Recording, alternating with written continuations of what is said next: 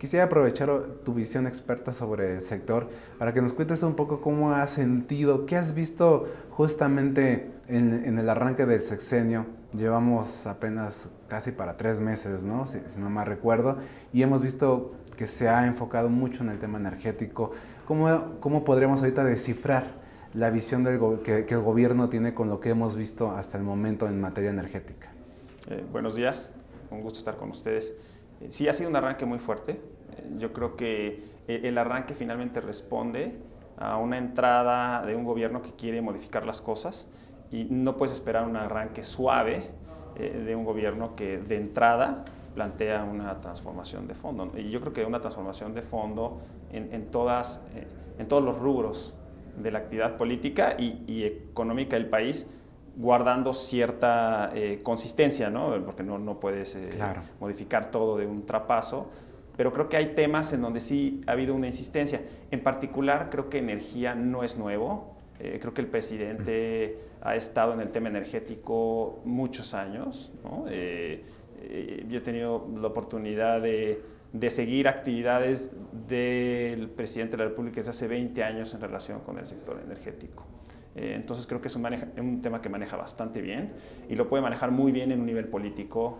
De hecho, te podría decir que lo maneja magistralmente desde el punto de vista político.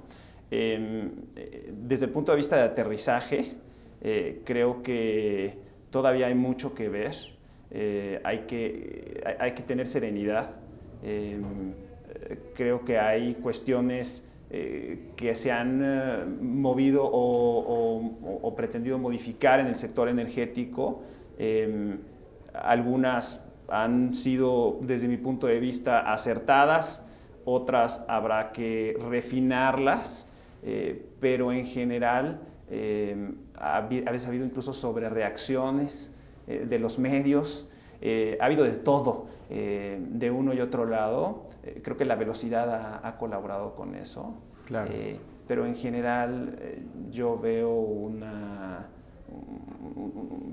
buen augurio, ¿no? Creo que temas como revisar si hubo o no corrupción, por ejemplo, en el sector energético es algo que abona, ¿no? Etcétera, ¿no? Claro. Aquí, Severo, justamente ver los puntos que ha impulsado el presidente, de los que se ha enfocado mucho. Hay uno en especial sobre la producción. Quiere elevarla a 2.4 millones de barriles. Me parece una meta mucho menos ambiciosa y alcanzable, obviamente, que la que prometió el sexenio pasado, que creo que derivó justamente en muchas de las críticas que hoy se tienen. No se llegó a las metas que se tenían antes. Él quiere una meta aparentemente más alcanzable, pero realmente, ¿cómo ves? ¿Realmente crees que solamente la fuerza de Pemex puede hacerlo? ¿O cómo ir haciendo ver que quizá la iniciativa privada no puede desaparecer dentro de este proceso para alcanzar esas metas? En el centro de la ecuación, en el centro del universo político de México, está Pemex. Y está en el centro del universo político porque es la empresa más grande de México y porque además tiene un nivel de apalancamiento de 100,000 millones de dólares, lo cual la coloca en el universo mundial también. Es relevante a nivel internacional y también porque el petróleo ha jugado un papel muy importante desde el punto de vista histórico y simbólico en este país. Entonces Pemex es muy relevante. Claro. Ahora, Pemex también tiene temas estructurales y la caída de la producción petrolera responde más a una cuestión de coyuntura, que es la caída de Cantarell, que a otros temas, ¿no? Cantarell de alguna manera nos cloroformó. Nos sacamos la lotería petrolera y sacarte la lotería petrolera difícilmente te la sacas dos veces. Entonces, Pemex ha estado, y esto es algo muy importante y me gustaría marcarlo en esta pregunta que me hiciste, muy buena, Pemex ha estado en problemas financieros muchas veces. Si uno hace un análisis que no se ha hecho, por lo menos de manera abierta, si uno empieza a analizar el Pemex de 1940, 50, 60, 70, encuentras varios momentos en donde Pemex estuvo en momentos críticos muy complejos. Entonces parece ser que hay temas estructurales que a lo mejor podrá ser otra conversación porque nos llevaríamos toda la entrevista. Hay temas estructurales de cómo está conformado Pemex que lo ha hecho que no sea muy funcional. Y te digo una cosa, que es un tema que a mí me ha apasionado y que lo he estudiado bastante, que es el vínculo que tiene Pemex con el presidente de la República y la problemática que genera al interior de la empresa para la toma de decisiones. Ahí lo dejamos. Ese sí es un problema estructural.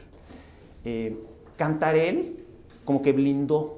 Entonces tuvimos un aumento de producción espectacular y a lo mejor no hicimos tarea interna de la estructura de Pemex, de la relación con el Ejecutivo, de cómo si debe de tener acceso a los mercados de capital o no, si nada más debe endeudarse, si debe de invertir nada más en exploración y descuidar refinación. Te estoy hablando de los últimos 15 años de decisiones. Eso está reventando ahora. Pero no nada más es problema de la corrupción, es problema estructural.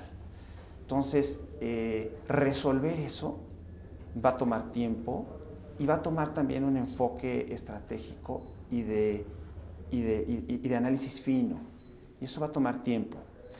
Para que tú hagas un análisis fino, y lo estábamos platicando antes de la entrevista, en una materia la tienes que conocer muy bien. Y el nuevo gobierno acaba de entrar hace 60 días. Entonces, el nuevo gobierno entra y empiezas a platicar con la gente que está adentro de las empresas, tanto CFE como Pemex, y te empiezan a sensibilizar.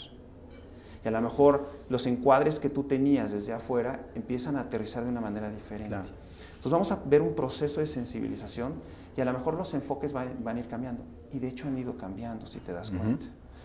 Muy rápido, en 60 días, pero lo vamos a ver. Entonces hay que tener calma, el reto es mayúsculo para todos, ¿eh? No es un reto del gobierno, del presidente, es un reto de todos, por el papel que juega Pemex. Pero los problemas son finos, ¿no? No nada más es, bueno, se me cayó la producción al rato.